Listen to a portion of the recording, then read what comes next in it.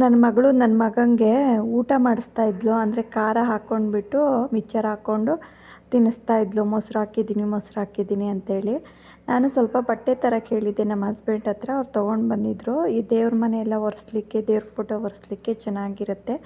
ಹಾಗಾಗಿ ಎಷ್ಟೆಷ್ಟು ಇದೆ ಅಂತ ನೋಡ್ಕೊಳ್ತಾ ಇದ್ದೆ. ಅಂದರೆ ಚಿಕ್ಕ ಚಿಕ್ಕ ಕಟ್ ಮಾಡಿ ಇಟ್ಕೊಂಡ್ರೆ ನನಗೆ ಸ್ವಲ್ಪ ದಿನ ಬರುತ್ತೆ ಅಂತ ಹೇಳಿ. Hi friends, welcome back to my YouTube channel. ಎಲ್ಲರೂ ಹೇಗಿದ್ದೀರಾ? ಎಲ್ಲರೂ ಚೆನ್ನಾಗಿದ್ದೀರಾ ಅಲ್ವಾ? ನಾವು ಕೂಡ ತುಂಬ ಚೆನ್ನಾಗಿದ್ದೀವಿ. ಇವತ್ತು ಮಧ್ಯಾಹ್ನದಿಂದ ಬ್ಲಾಗ್ ಸ್ಟಾರ್ಟ್ ಮಾಡ್ತಾ ಇದ್ದೀನಿ. ನಮ್ಮ ಧನ್ವಿತಾದೊಂದು ಸೈಕಲ್ಲು ಸರ್ವಿಸಿಗೆ ಕೊಡಬೇಕಿತ್ತು. ಅಂದರೆ ಸರ್ವಿಸ್ ಅಂದರೆ ಸ್ವಲ್ಪ ಏರೆಲ್ಲ ಹಾಕ್ಸ್ಕೊಂಡು ಬರಬೇಕಿತ್ತು. ಡೇಟ್ ಮುಗಿತಾ ಬಂತು. ಹಾಗಾಗಿ ಇವತ್ತು ತೊಗೊಂಡು ಹೋಗೋಣ ಅಂತ ಹೊರಟಿದ್ದೀವಿ. ಹಾಗೆ ನಂದು ಒಂದು ಸ್ಯಾರಿದು ಡ್ರೈ ಕ್ಲೀನಿಂಗಿಗೆ ಕೊಡಬೇಕಿತ್ತು. ಅದು ತುಂಬ ಒಂಥರ ಇದಾಗ್ಬಿಟ್ಟಿದ್ದು, ನನ್ನ ಮದುವೆ ಸೀರೆ. ಹಾಗಾಗಿ ಡ್ರೈ ಕ್ಲೀನಿಂಗಿಗೆ ಕೊಟ್ಬಿಟ್ಟು ಸ್ವಲ್ಪ ಊರಲ್ಲಿ ಜಾತ್ರೆ ಇದೆ, ಹಂಗಾಗಿ ಹಾಕೊಳ್ಳೋಣ ಅಂತ ಹೇಳಿ ತೊಗೊಂಡಿದ್ದೀನಿ. ತೋರಿಸ್ತೀನಿ ಹೆಂಗಿದೆ ಅಂತ. ಸೊ ಇದೇ ಸೀರೆನೇ ಸ್ವಲ್ಪ ಇದಾಗ್ಬಿಟ್ಟಿದೆ. ಹಾಗಾಗಿ ಊರಲ್ಲಿ ಹಬ್ಬ ಇದೆ ಅಲ್ಲ, ಏನದು ಐರನ್ ಡ್ರೈ ಕ್ಲೀನಿಂಗ್ ಅಲ್ಲ ಚಿನಿಮಾ, ಡ್ರೈ ಕ್ಲೀನಿಂಗ್ ಮಾಡಿಸೋಣ ಅಂತೇಳಿ ಇದೊಂದು ಸೀರೆ ಇದೂ ಮದುವೆಗಿಂತ ಮುಂಚೆ ತೊಗೊಂಡಿರೋ ಸೀರೆ. ಇದು ಚೆನ್ನಾಗಿದೆ. ಅದೇ ಬ್ಲೌಸ್ ಎಲ್ಲ ಹಾಳಾಗ್ಬಿಟ್ಟಿದೆ.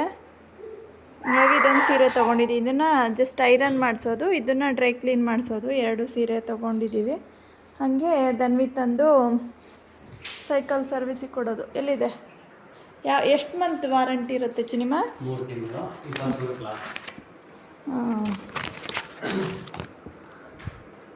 3 ತಿಂಗಳು ವಾರಂಟಿ ಇದೆ. 3 ತಿಂಗಳು ವಾರಂಟಿ ಇತ್ತು. ಹಾಗಾಗಿ ಇವತ್ತು ಮಾಡಿಸ್ಕೊಂಡು ಬರೋಣ, ಮುಗಿತಾ ಬಂತು ಅಂತೇಳಿ ಹೋಗೋಣ ಅಂತ ಹೊರಟಿದ್ದೀವಿ.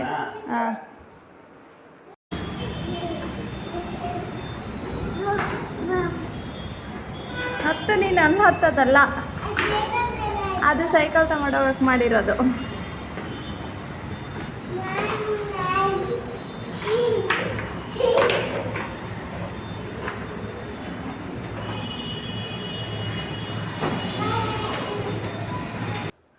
ಹಾಗೆ ಸೈಕಲ್ ಸರ್ವಿಸ್ ಮಾಡಿಸ್ಲಲ್ಲಿ ಹೋದ್ವಿ. ನಾವು ಅಂದ್ಕೊಂಡ್ವಿ ಇವತ್ತೇ ಸೈಕಲ್ ಕೊಡ್ತಾರೆ ಅಂತ ಹೇಳಿ.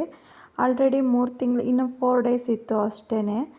ಸರ್ವಿಸ್ ಅಂದರೆ ನಾರ್ಮಲ್ ನೋಡಿಬಿಟ್ಟು ಏನಾದರೂ ಪ್ರಾಬ್ಲಮ್ ಆದರೆ ಸರಿ ಮಾಡಿಕೊಡ್ತಾರೆ ಅಂತೇಳಿ.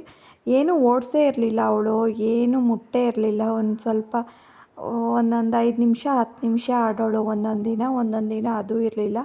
ಈ ಮನೆಗೆ ಬಂದಮೇಲೆ ರೋಡ್ಗಾದರೂ ತೊಗೊಂಡೋಗಿದ್ದಾಳೆ. ಆ ಮನೆಯಲ್ಲಿದ್ದಾಗ ಮೇಲೆ ಕಡೆನೇ ಇರ್ತಾಯಿತ್ತು ಗಾಡಿ. ಎಲ್ಲೋ 1 ನಿಮಿಷ 2 ನಿಮಿಷ ಆಡೋಳು ಮತ್ತೆ ಬರೋಳು. ಇವಾಗಾದರೆ ಒಂದು ಈವ್ನಿಂಗ್ ಟೈಮು ಸ್ವಲ್ಪ ಸೈಕಲ್ ಆಡ್ಕೊಂಡು ಬರ್ತಾಳೆ ಹೊರಗಡೆ ಹೋಗಿ.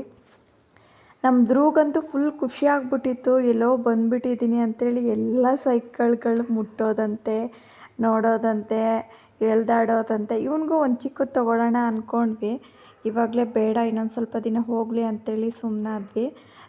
ಕಲರ್ ಸೈಕಲ್ಗಳು ನೋಡಿ ಇವನಿಗೆ ತುಂಬ ಖುಷಿಯಾಗ್ಬಿಟ್ಟಿತ್ತು. ಬರ್ತಾನೆ ಇರಲಿಲ್ಲ. ಒಳಗಡೆ ಹೋಗ್ಬಿಡೋಣ.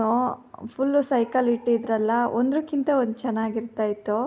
ಅಲ್ಲಿ ಒಂದು ಸೈಕಲ್ ಇತ್ತು, ತುಂಬ ಚೆನ್ನಾಗಿತ್ತು. ಬಟ್ ನಾನು ಅದನ್ನು ಕ್ಯಾಪ್ಚರ್ ಮಾಡ್ಕೊಂಡಿಲ್ಲ. ಬಟ್ ಚೆನ್ನಾಗಿತ್ತು, ಅದೊಂಥರ ಯೂನಿಕ್ಕಾಗಿ.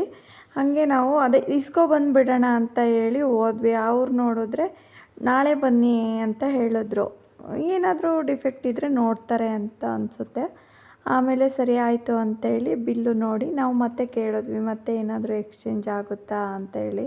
ಇಲ್ಲ, ಇದು ಮುಗೀತು, ನಿಮಗೆ ಇನ್ನು ಏನಾದರೂ ಬೇಕಾದರೆ ನೀವು ಅಮೌಂಟ್ ಕೊಟ್ಟೇ ಸರ್ವಿಸ್ ಮಾಡಿಸ್ಕೋಬೇಕು ಅಂತ ಹೇಳಿದ್ರು. ಅಂದರೆ ಇದು ಸ್ಟ್ಯಾಂಡ್ ಕೊಟ್ಟಿಲ್ಲ, ಆ ಕಡೆ ಈ ಕಡೆ ಗಾಲಿ ಅಷ್ಟೇ ಕೊಟ್ಟಿದ್ದಾರೆ. ಸ್ಟ್ಯಾಂಡ್ ಬೇಕಾದರೆ ಅದು ನಾವೇ ಹಾಕ್ಸ್ಕೊಬೇಕು.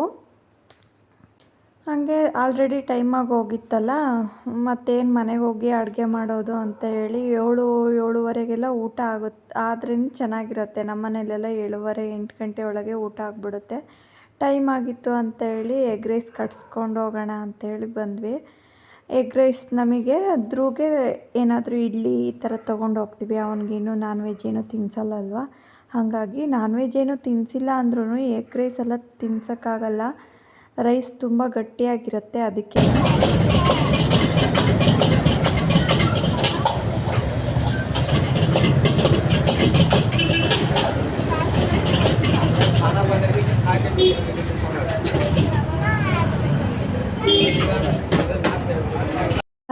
ಹೊರಗಡೆ ಬಂದರೆ ಏನಾದರೂ 3-4 ಕೆಲಸಗಳಿದ್ದೇ ಇರುತ್ತೆ. ಟಿ ವಿ ರಿಮೋಟ್ ಕೂಡ ಹಾಳಾಗಿತ್ತು, ಹಾಗಾಗಿ ಅದನ್ನು ಸರಿ ಮಾಡಿಸ್ಕೊಂಡು ಹೋದ್ವಿ ಹೋಗ್ತಾ. ಅವನಿಗೆ ಇಡ್ಲಿ ತೊಗೊಂಡು ಬಂದಿದ್ವಿ, ನಮಗೆ ಎಗ್ ರೈಸ್ ತೊಗೊಂಡು ಬಂದಿದ್ವಿ. ಬರುವಾಗ ಏನಾಯಿತು ಅಂದರೆ ಧ್ರುವ್ ಅಲ್ಲಿ ನಿಂತ್ಕೊಂಡಿದ್ದ ಪಾಪ ಮನೆ ಹತ್ತಿರ. ನಾನು ಲಾಕ್ ಓಪನ್ ಮಾಡ್ತಾ ಇದ್ದೆ. ನಮ್ಮ ಧನ್ವಿತ ನೋಡೇ ಇಲ್ಲ, ಬಂದು ಸಡನ್ನಾಗಿ ಗುದ್ಬಿಟ್ಲು. ಪಾಪ ಹಿಂಗೆ ಬಿದ್ದುಬಿಟ್ಟ. ಹಂಗಾಗಿ ಅವರು ಬೈದರು ನಮ್ಮ ಮನೆಯವರು. ಹಂಗಾಗಿ ಸಿಟ್ಟು ಮಾಡ್ಕೊಂಡು ಅವಳು ರೂಮಿಗೆ ಹೋಗಿ ಮಲ್ಕೊಂಡ್ಳು. ಇವನು ಇಡ್ಲಿ ತಿಂತಾ ಇದ್ದಾನೆ. ನನಗೂ ಫುಲ್ ಹಸಿವಾಗ್ಬಿಟ್ಟಿತ್ತು. ನನಗೇನಂದರೆ ಎಲ್ಲರೂ ಹೊರಗಡೆ ಹೋದರೆ ಹಸಿವು ಜಾಸ್ತಿ ಏನೋ ಗೊತ್ತಿಲ್ಲ, ಹಂಗಾಗಿ ಬಂದ ತಕ್ಷಣ ನಾನು ಸ್ವಲ್ಪ ತಿಂತಾಯಿದ್ದೆ. ನಮ್ಮ ಮನೆಯವರೆಲ್ಲ ತೊಗೊಂಡು ಬಂದು ಇಟ್ಟಿದ್ರು. ಹೂವು, ತೆಂಗಿನಕಾಯಿ, ಅದು ಇದು ತೊಗೊಂಡು ಬಂದಿದ್ವಿ.